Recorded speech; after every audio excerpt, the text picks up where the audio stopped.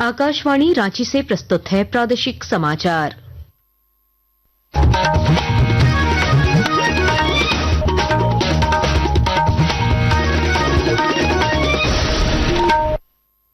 नमस्कार, प्रादेशिक समाचारों के साथ मैं कामिनी। पहले मुख्य समाचार। ऑपरेशन सिंदूर पर प्रधानमंत्री नरेंद्र मोदी ने संसद में दिया जवाब। कहा, दुनिया के किसी नेता ने भारत से अभियान रोकने को नहीं कहा। झारखंड विधानसभा के मानसून सत्र को लेकर स्पीकर ने आज बुलाई अधिकारियों की बैठक। कल होगी सर्वदलीय बैठक। राज्य में माओवादियों के खिलाफ अभियान तेज। खूंटी में सुरक्षा बलों ने नक्सलियों की साजिश विफल की। भारी मात्रा में विस्फोटक बरामद।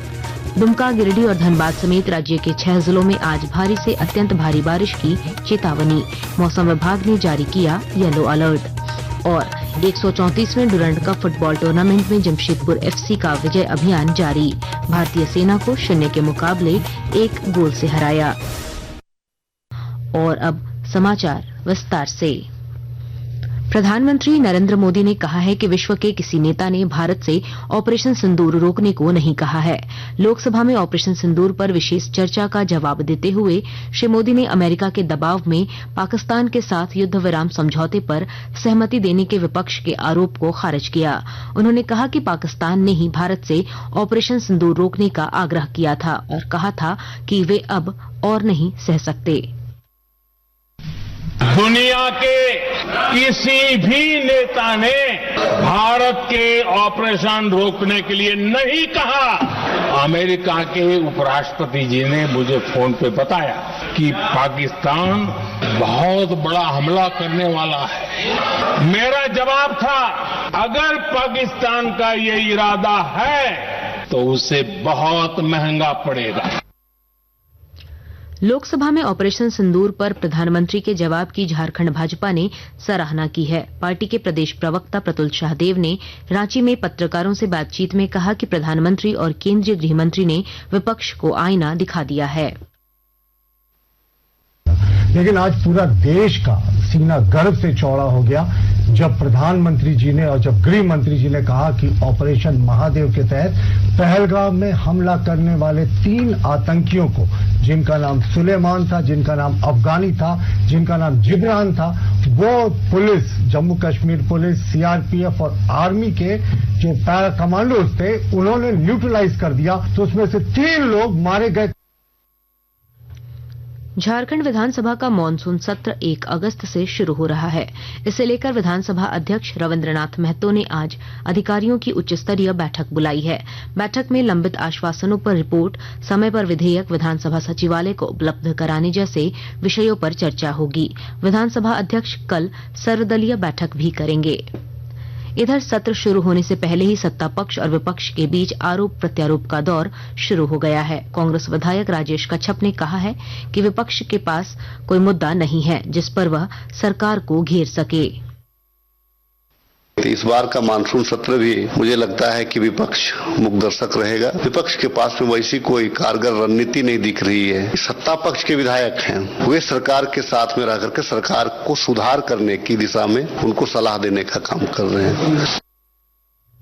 इस पर भाजपा ने कहा है कि विपक्ष के पास मुद्दों की कोई कमी नहीं है। पार्टी विधायक सीपी सिंह ने छोटा सत्र आहूत करने के लिए भी राज्य सरकार की आलोचना की। लेकिन प्रश्न इस बात का है कि सत्र इतना छोटा होता है। अब ये 5 दिन का इन्होंने नाम के लिए सत्र रखा है। 1 दिन शोक प्रकाश में चला जाता है, सिर्फ 4 दिन बचते हैं। तो 4 दिन में 81 विधायक है ना, कैसे प्रश्न होंगे सबके। तो वैसी स्थिति में राज्य सरकार को चाहिए सत्र की अवधि बढ़ानी चाहिए।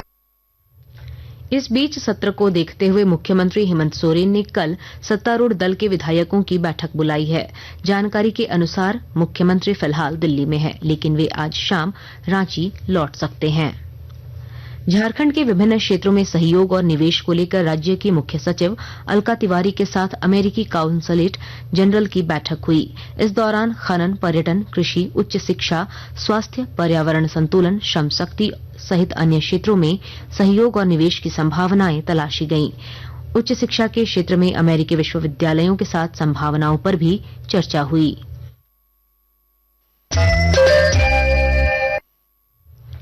आकाशवाणी के ताजा तरीन समाचारों के लिए आप हमारी वेबसाइट newsonair.gov.in पर लॉग ऑन कर सकते हैं। ताजा समाचार X handle @AIR news alerts और Facebook page All India Radio news पर भी उपलब्ध है।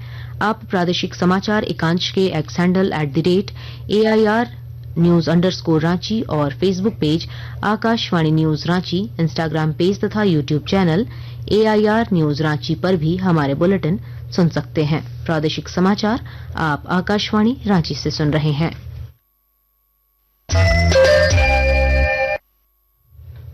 सरकार ने 1 सितंबर से राज्य में नई उत्पाद नीति लागू करने की अपनी प्रतिबद्धता दोहराई है। रांची में पत्रकारों से बातचीत में उत्पाद मंत्री योगेंद्र प्रसाद ने कहा कि पूरी पारदर्शिता के साथ इस नई नीति को लागू किया जाएगा। 1/9 से पूरी तैयारी मिली है। हमने उन पदाधिकारियों को निर्देश दिया है और हर हाल में 1/9/2025 को नई शराब नीति लागू हो। लॉटरी की प्रक्रिया 2 या 3 तारीख अगस्त से शुरू हो जाएगी। लगभग 12-13 दिनों का लॉटरी का अवधि दिया जाएगा।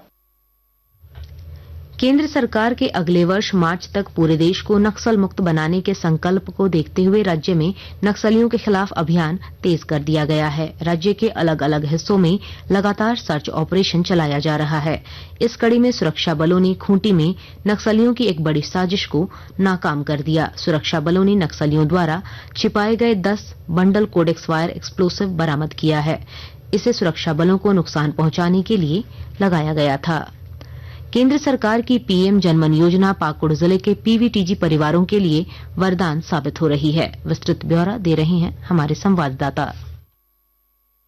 पाकुड़ जिले के 6 प्रखंडों में रहने वाले आदिम जनजाति पहाड़िया परिवारों को पीएम जनमन आवास योजना के तहत पक्का मकान मुहैया कराने का काम जिला प्रशासन कर रहा है। अब तक 500 पीवीटीजी लाभुकों को पक्का मकान में गृह प्रवेश भी कराया गया है। पीएम जनमन आवास योजना के वैसे लाभुक जिन्हें नए आवासों में प्रवेश कराया गया है, उन्हें प्रेशर कुकर भी जिला प्रशासन मुहैया कराने का काम किया है।